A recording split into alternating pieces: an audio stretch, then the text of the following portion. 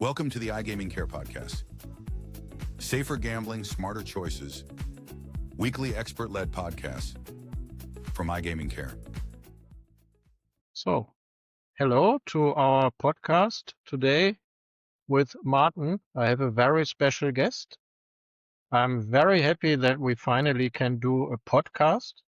I think we met once at a conference in Berlin a while ago. And yeah, you are the Secretary General at the European Gaming and Betting Association. You have been with EGBA for more than 12 years.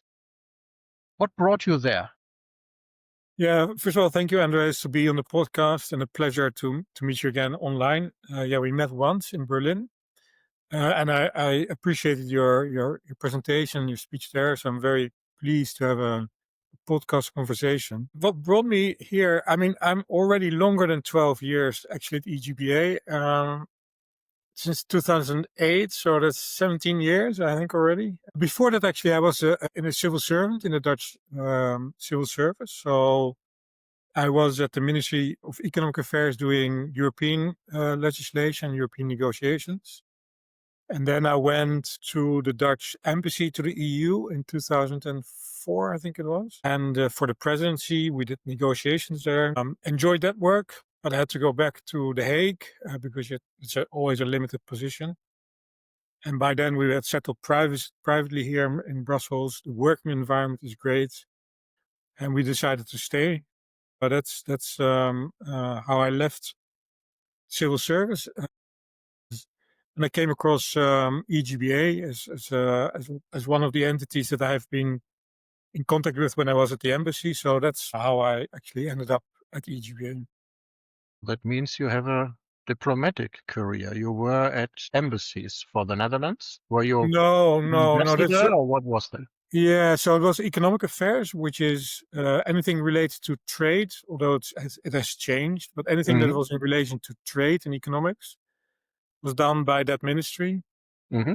And so actually it's not the embassy to the EU, but it's called a permanent representation to the EU. And they take people from different ministries with expert knowledge are then brought to the permanent representation.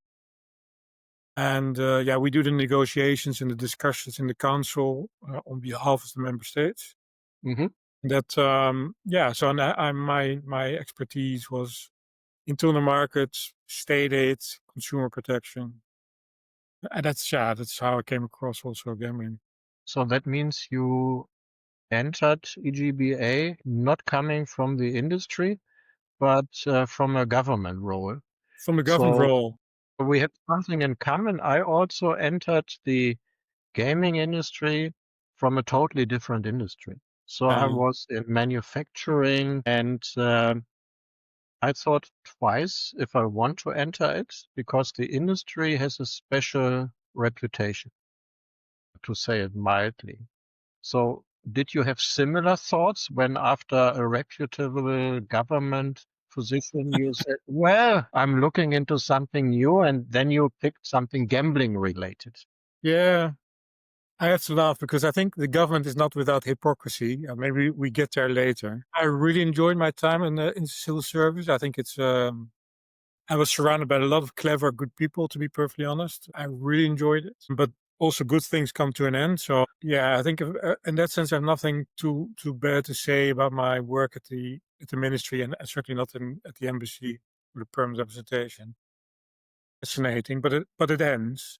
And also, I think there are upsides and downsides to be in a position like that. And whilst I was at the embassy, I was part of negotiations around legislation for the internal market. And one topic I was lobbied on the most by associations in the private sector was actually a tiny reference to gambling in a piece of legislation being negotiated. That didn't say anything. It didn't say that gambling should be harmonized. The only thing it said was that the Commission has the right to, in future, consider proposing harmonization proposals.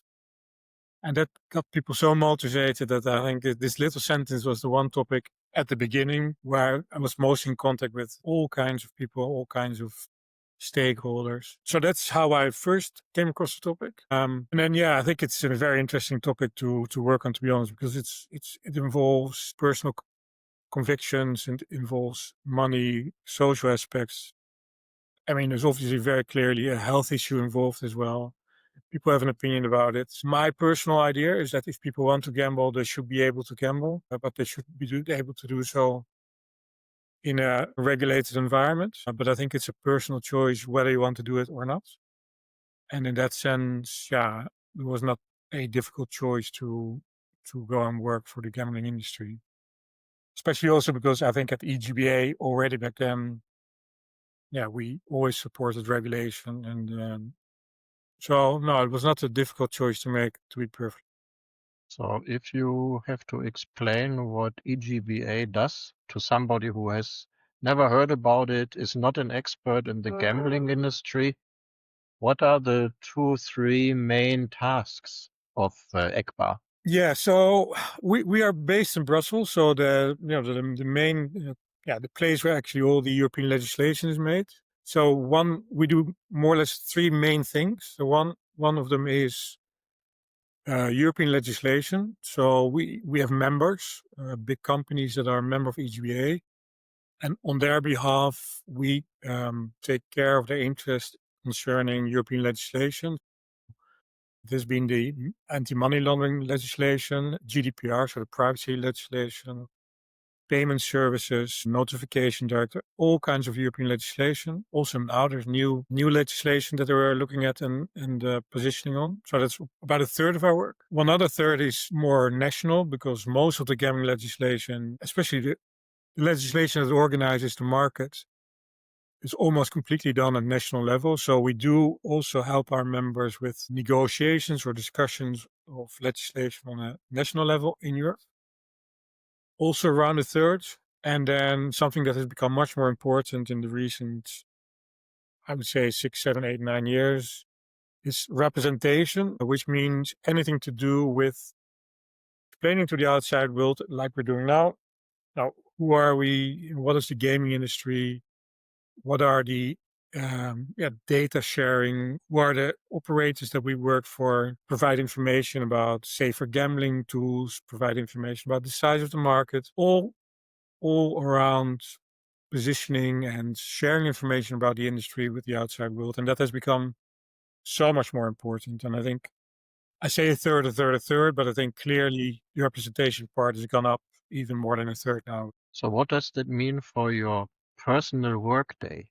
So how does a typical day look like for you? Is it so people, when you say Brussels, half of the audience might expect 3 times a day you sip champagne with politicians at receptions, or are you sitting behind piles of paperwork? So just describe a typical day, maybe even today. What brought you to this recording that we do in the afternoon? Yes. I mean, it's not glamorous at all, to be perfectly honest, at all. Obviously we do have events and we go to drink now and then, but I think most of the work is, I think, similar to what people do anyway. It's a lot of it is about behind your laptop, to be honest. And even more since COVID, I think that has really changed. Let's take the European part of what we do. We do have a lot of context, of course, with people within the European Commission, the European Parliament, the member states that are represented here. Before COVID, we had a lot of personal meetings, really a lot. COVID has changed that, and I think much more, not only from our side, I think we would prefer to have more personal meetings, to be perfectly honest. But a lot more is now is going through either sending information or having, meetings like we do now, online meetings. So, I think the one side of the work, I think that is, to be honest, gone a bit less good than it used to be, is actually this going out and about and meeting people and making your points and trying to get information as well. It was a very personal working. And unfortunately, I have to say, since COVID has become much less. So I think a lot of, we do quite a lot of what other people do as well. We just produce documents, send each other emails, but do have online meetings. So it is mixed, but it's become, I think, less personal and a bit more online than it used to be.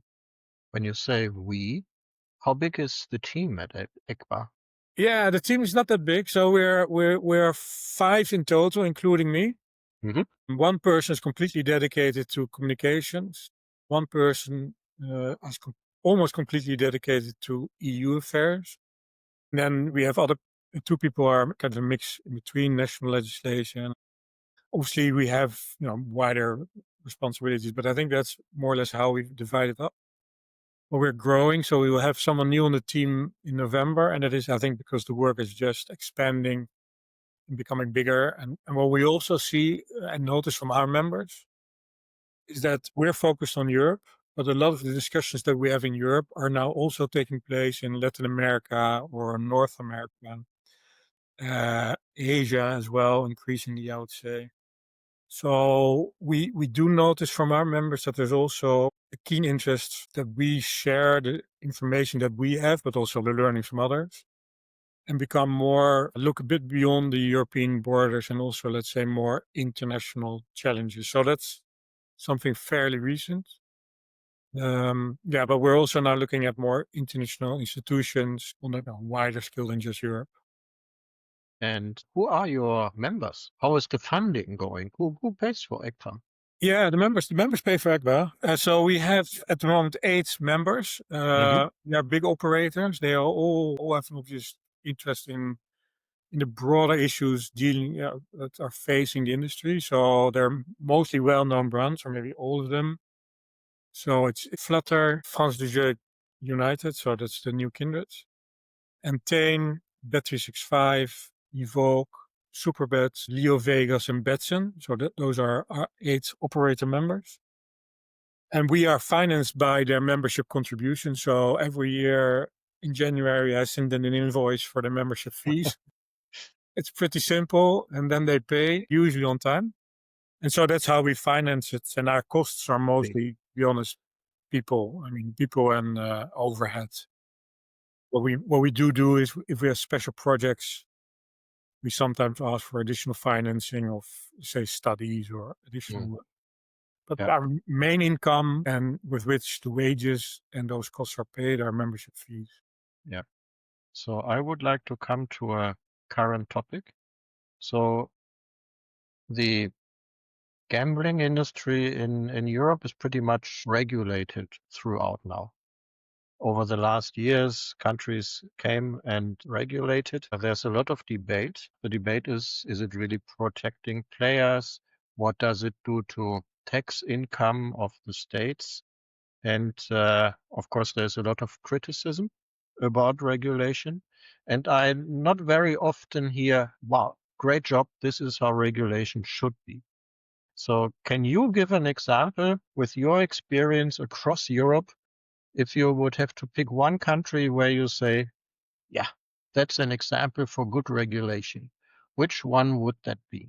Yeah, inevitably we would look like a place like Denmark because it is well regulated. There's also, you can have criticisms, but I think in the essence of the regulation is good. And what went very well, I think, when Denmark also started regulating, is that they are, and still are, very open to dialogue with outside stakeholders. So they have been and still are willing to consult with operators like our members. But I think also with other stakeholders. So whether it's sports or whether it's the health experts, there's always been a good dialogue. And I think that is, if I have to pick the one outstanding quality that I would wish all regulators or legislators would have, I think is be an openness to dialogue with the outside world. I think that makes a huge difference in how legislation is developed and also the expertise, because it's inevitable that, I've been on the other side as a civil servant, and it's impossible to know as a civil servant precisely every element of what you're trying to regulate. You can't know that. There's no shame in that at all, but you need to get that knowledge, and it needs to be updated. That's why dialogue is extremely important as well. So that's the one, I think, key element that I would wish any legislating regulator would have in Europe and outside Europe. Yeah, it's good to hear that there's a good example. For diplomatic reasons, I will not ask for a bad example. Okay, But the fact that I am German might indicate that I know about one or two regulations that are heavily criticized. There is room for improvement in Germany, Andreas. My question is, what are the criteria to say a regulation is good? So how do you measure the success of a regulation in terms of gambling? Yeah, I think that's a good question. First of all, I would like to make very clear that I don't like to debate about over-regulation or not. I think it makes perfect sense for a sector like online gambling to be regulated, to be well regulated. And yeah, I've said before, we're not selling books online like Amazon. We're selling online gambling online. Obvious risks involved for structural risk, but also for individuals that might have adverse behavior. And there needs to be proper and good regulation in place. So I think that's the main, let's say, starting point. The other thing I think we need to realize as well, that as a society, we do tend to regulate, and we do tend to regulate more increasingly to protect individuals, also against themselves, if you can put it like that. A good example, I think, is seatbelts in cars. You can wonder why would the government make a seatbelt in a car legal requirements? And because in the end, you're mostly only hurting yourself if you don't wear a seatbelt. I think across Europe and the world, I think seatbelts have been introduced and are legally required. And I think for gambling, I think it's the same. We just tend to go towards more protection, also of individuals.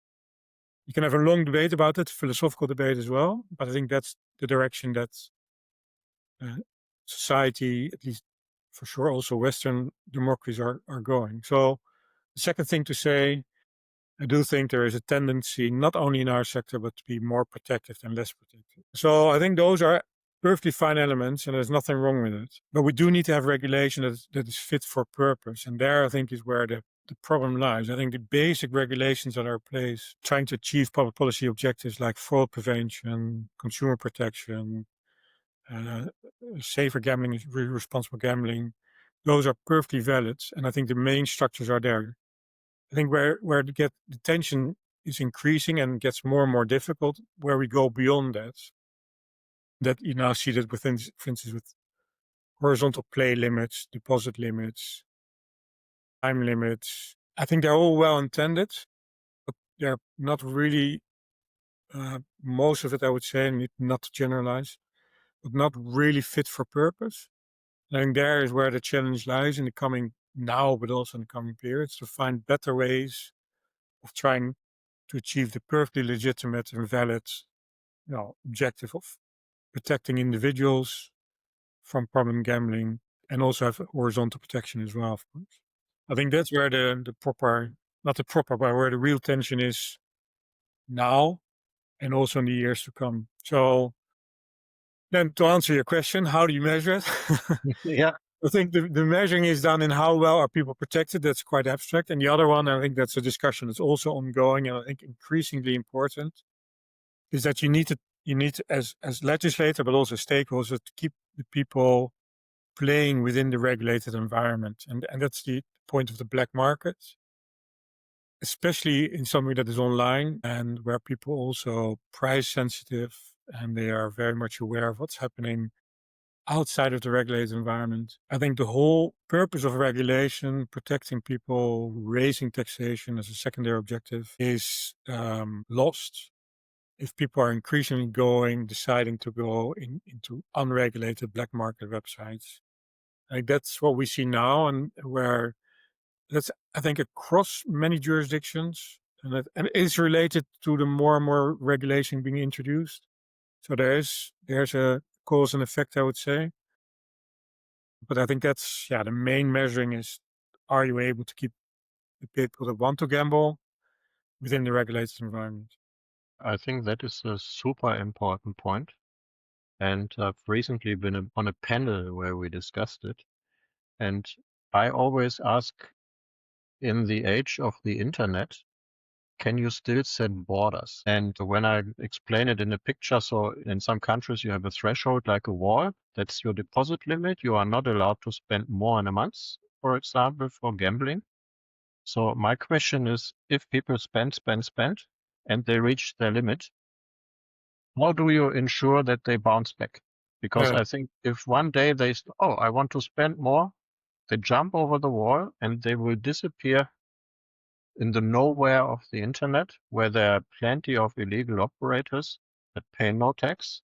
So mathematically, they might even have better chances of winning, but no further protections. And you have all the money laundering mess and all of that.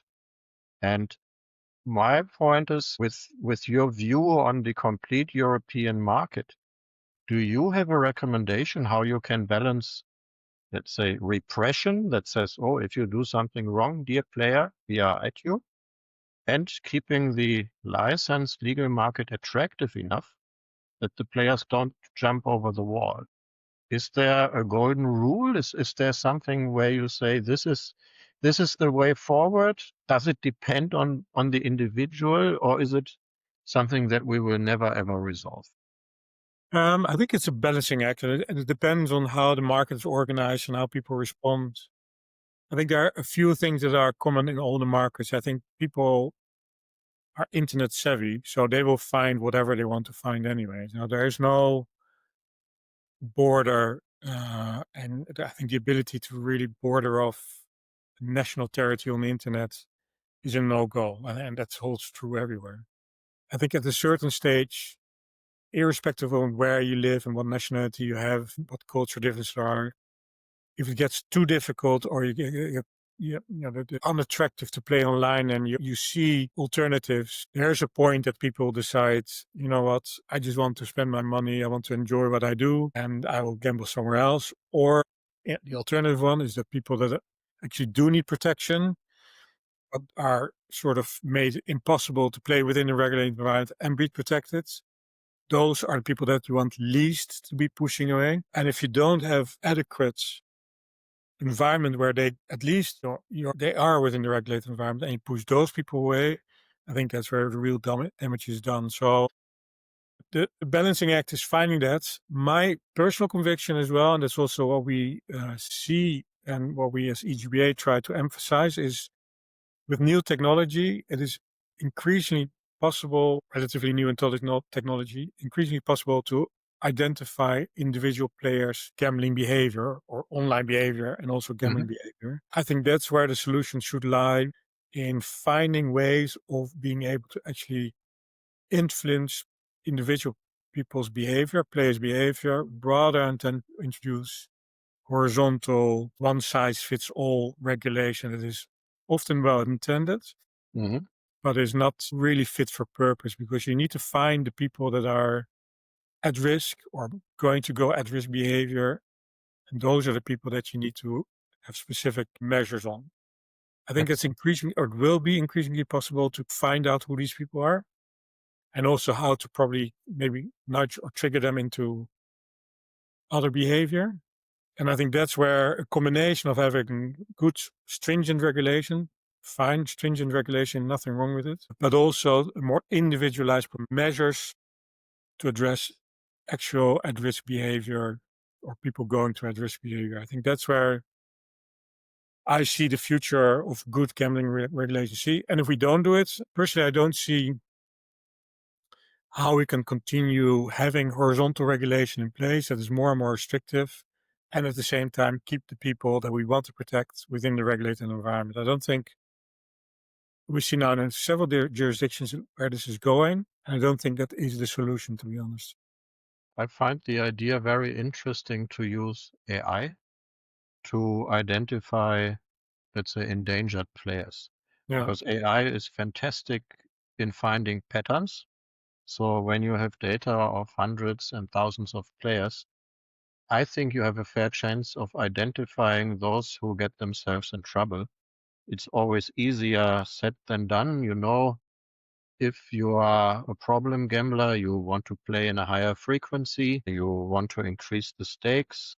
You also know that the most vulnerable group are usually, if I'm not mistaken, young men with a relatively poor education who are anyhow short of money. Those are the people who are prone to gambling and to overdoing it.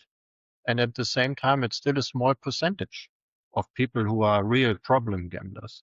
So I would say if you can use AI and if AI can reasonably well detect them, you have a chance to approach them directly if you have the data. Is this something that is pursued in the market? Are operators doing that? Yeah, no, absolutely. That's something that our members, but I think also others, are certainly doing that. I think we every year we publish a sustainability report. You can find it online, and we are sharing information about that actually. So these are preventative and predictive models where this is used. So where algorithms and AI is used to to detect at-risk behavior or people that are at risk of going to at-risk behavior. And I think those systems are being refined very quickly. And of course, the question is, if you see the behavior, you also then need to be able to reach out to the individuals. I think that's also a challenge, but that's also something that we measure. So last year, and you can look it up in our report that's online, our members sent around 100 million safer gambling messages to their customers, which, if I'm not mistaken, 22%, I would need to look at it, but I think it was 22% is based on purely on that individual's behavior. So not generic. The systems picked up that someone changed his behavior, and that triggered then a safer gambling warning to that person. And that has been increasing. We're measuring that now over the past few years. And that percentage is constantly increasing. So that's an example. We're also measuring the use of tools by individuals. So I think by far the biggest usage is of deposit limits. So the way that individuals protect themselves is, I think, 2/3, around 60%, 66% is done by deposit limits, setting themselves deposit limits. And then we also have measured the effect of those communications. So we've looked at how did the person's behavior change after receiving communications in terms of their playing behavior. I have to say, obviously, that is an indication, because having a proper cause and effects proof, you need to have more than just the basic information of outreach and how did individual persons' behavior change. Yeah, we need to look more and dig more into that kind of relationship before we can say 100% sure. And do you have data how many people react to it when you so many messages? Is it 1 out of 10 or every other? No, it's more. So it is for people that are at high risk, around 45%, 46% respond positive. That's huge. That's almost 1 out of 2. Wow. That is, a bit less. And positive for us, we've defined positive as either they play less or they don't increase their play. So the biggest, I think they don't increase their play is around, I think, 8% or 8 percentage points of the 46. And the by far biggest chunk, so almost 40%, is people have responded by playing less. But it's, I think, extremely. So first of all, it's very good that we get that information from our members, because it's difficult to get that information as an authority. It's also difficult to get that information, just in public. We do a data exercise with our members precisely to get this kind of data and to communicate around it. So for us, I think for me, but also for us, that is a hugely positive figure, because if we wouldn't have sent those messages, people might not have responded in the way they have done. So again, I need to keep some proviso there that we can't prove that the message turned out into this response. But given the fact that such a large percentage, we do think there has been certainly a big positive effect on a large number of people.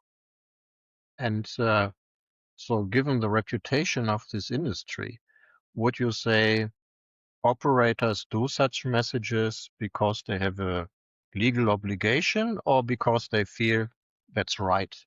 That's what we should do. Or is it a fig leaf where you say, we are the good guys, or is it conviction? And I know it's a very subjective question, but what's Yeah, to be honest, I think obviously companies are there to make money. That's what a company is there. I work in that industry. In the end, Yeah. deliver a bottom line. Yeah. And so I think it goes too far to say that, we're not the public health sector. And that's also fine to say. At the same time, two remarks to make. There's no business interest in having customers for a short period and then losing them.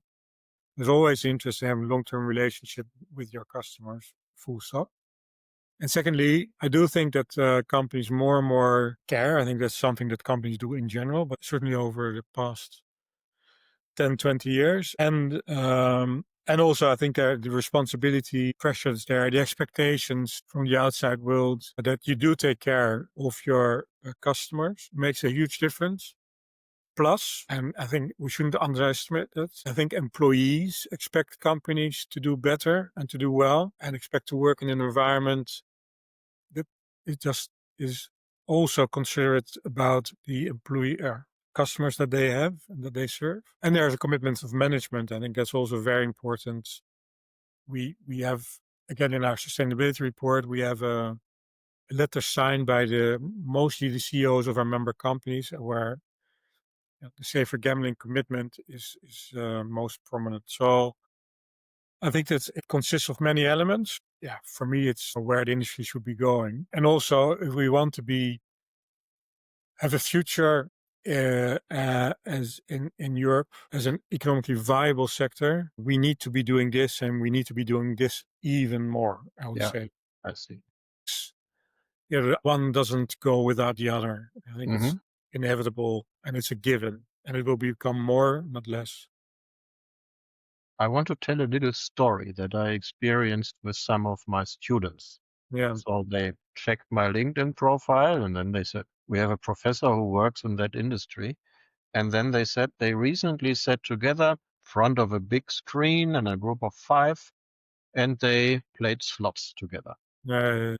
And they talked about the money they put on each spin and so on. It was very clear that they played with an illegal casino. And then they asked me the question, what difference does it make to me as a player if I play with a licensed or with an illegal operator? Where is my advantage? And I must say, I could not really answer it on an individual level. So what would you say? Is there, I know it's a rough question, but what is the advantage for an individual player to play in the regulated market rather than in the illegal black market? That's a good question, because in the end, people are all, we're all interested in we want to do something. And in this case, you want to gamble. You want to have a nice experience. You can have that, I think, on the legal market. And you want to be paid out. And as long as, you get paid out and you have the experience that you want, not many people would really be concerned about whether they are in a regulated environment. And certainly that, I think, is one of the reasons why the black market is growing. But I think it's also the same reason as why do we have contracts? Why do you have a labor contract? Why do we have insurance? Mm-hmm. I don't care about what's in my labor contract. I don't care about what's in my insurance up to the moment something goes wrong. Up to the moment you need it, yeah. And then I start worrying and start sweating. First of all, where did I put it again? Which kind of box did I put this in? And then kind of starting to read, oh, geez, I hope I signed the right stuff. I think a large chunk of it is that, I would say. So it is also about when things are going wrong. And we do get increasingly also emails from players that have concerns about payouts with unregulated operators, concerns about the lack of communication or the lack of good customer service responses to concerns that they have, be it payout, be it bonuses. So there are lots of things that can go wrong. And we do get increasingly emails from people playing with unregulated, also with regulated, to be honest, to be transparent, but also with unregulated and increasingly unregulated. And that is really about, very basic consumer protection stuff, such as payout and clarity and understanding. So I think that's another element. But yeah, you're right. I think If you want to gamble, you want to play sports betting, for instance, if you can have a very attractive offer in the unregulated environment, but the payout is better, you're fairly confident that you will get payouts. What is there to stop your change? It's a difficult one. My perception is, especially when I talk to young people, and in a classroom, I don't have the vulnerable group. I have the intellectual bubble, of course. And my perception is always people feel, yeah, we have to limit gambling and we have to protect people, meaning other people, not Other me, people. because I have it under control. And to me, awareness is a super important topic. Yeah. And many people don't have it under control. So when you are an addict, you start chasing losses, and then it gets dangerous. If you take gambling as an entertainment, like you invest 50 euros, like for a good dinner, and when you have lost it all, that's it. Yeah. You probably are under control. But if you then see you lost it and you put in more money, then the problem starts. And for me, it's very often the feeling that many people say, yeah, but that's a problem of other people. It never happens to me. And I think that's a very dangerous thought. It is very dangerous, but it also, I think, kind of shows the importance of the legislator and the regulating, making sure that it should not be a choice, especially not for people that are at risk, whether they play in a regulated or an unregulated environment. We do need to make it as attractive as possible, within all the limitations that should be there, for people to play within the regulated environment. Because if people that are at risk don't realize that they are at risk, or they want to play somewhere else, and let's make it as simple as possible for them to play in the regulated environment where they can be at least traced. And if there are issues, they do have protections under law and under safer gambling requirements. If you leave the choice to everyone to be either in a regulated or unregulated environment, and make the unregulated environment super much more attractive than the regulated environment, then I think you're losing out. And the purpose of all the regulations. So one thing that is really clear from the past 15 years that I've been at EGBA, every time regulations being put in place, one main argument is we need to have a legal, regulated environment because people gamble online. They're our citizens, and we need to provide them a safe and regulated environment. I think there's no jurisdiction that has not used that argument as the reason why in the past 15 years they've introduced regulation for online gambling. It is first and foremost to create a safe, regulated environment. And I think that's what we need to keep in mind, the regulator, but also industry and stakeholders, having all these discussions. The reason for having regulation is to make sure that people are safe in the same environment.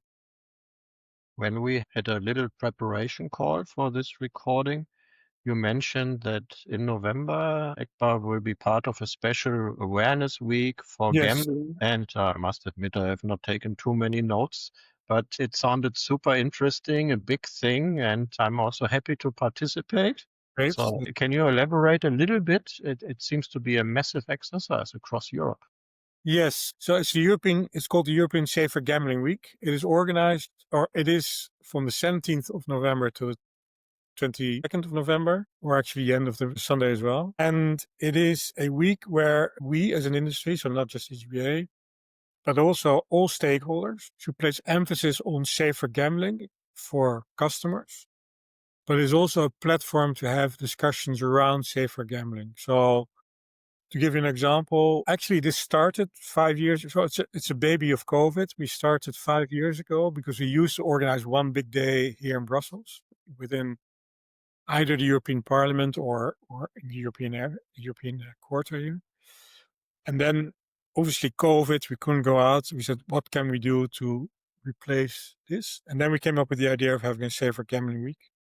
And in essence, we invite everyone in Europe to organize an event, be it in person, be it online, promote a study, do a podcast, anything in relation to safer gambling, and do that in that week. with an emphasis on education of players, but also being a platform for safer gambling. So last year we had over 20 events organized, almost 200 organizations participating. We also had 8 regulators from across Europe participating to the Safer Gambling Week. We had some very good discussions. I think one of the things that I'm most proud of was the discussions that we had in some of the events that we organized as EGBA. I think the discussions were very good, but also very fair. I think we were happy with the things that have been done so far, but also very much aware of things that need to be done and a lot of work ahead. And a lot of outreach to customers. So via social media, I think we reached out to almost 3 million people. And we intend to of course, we want to make it even bigger this year. So we're very happy to hear from you, Andreas, that you participate. But we encourage as many people as possible to participate too, because I think it's an important week to emphasize the real importance of safer gambling, mostly first and foremost for players, but also to have a week where, it's on the forefront of what we do, and we have a lot of exchanges and learning. So it's a platform as well. Looking forward to it. I think it's a very valuable thing. And towards the end of our podcasts, we ask usually a couple of questions that are a bit more on the light side. So it's 4 questions. And a quick answer is fine, or if you want a long as well. Holidays, mountains or the sea for you? I would say mountains. But as a person from the Netherlands, you did not grow up with mountains. No, but that's why it's good to go there. To be honest, it's a very difficult one. I think I like the space of the sea. I mean, that's inside of me. I think there's the horizon. It's always good to be at the seaside, whether the sun shines or it storms, or just the space. I think I can't go without it. But to be honest, mountains I love skiing, I love hiking. It's the outdoor life. It's the fresh air. Yeah. I say mountains because I don't have it. It's not inside of me, but both are almost equally important, I would say. Next one, food. Burgers or sushi? Sushi. That's a clear one. Okay. That's a very clear one. Drinks, beer or wine or water? A beer. It has to be beer. A German beer or a Belgian beer, but both are very good, to be perfectly honest. Okay. And the last one, decisions. Numbers or instinct? I would say that's also a difficult one. I think in the end it's instinct, but it's based on what the numbers are, I would say. But I think I would say instinct. Okay, that was my last question, Maarten.